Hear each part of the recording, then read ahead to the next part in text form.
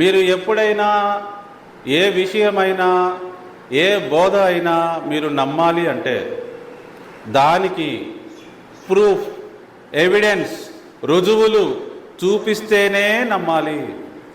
బైబిల్లో బెరయా ప్రజలు అనేవాళ్ళు ఉన్నారు కదా, వారు దేవుని వాక్యంలో నుంచి బోధ చేయుచున్న వారిని ఆపి ఆ వాక్య భాగము, ఆ మీనింగు దేవుని వాక్యంలో ఉన్నదో లేదో పరిశీలించి అప్పుడు నమ్మారు వాళ్ళు.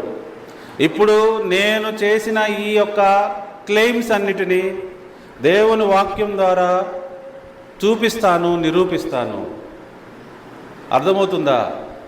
అందరూ నిజమైన శుభవార్త వినాలనే తాపత్రయంతో బాపట్ల ఎక్లీషియా ఆఫ్ యెహోవా మెస్సియా నుంచి ఈ యొక్క ప్రయత్నము జరుగుతూ ఉన్నది.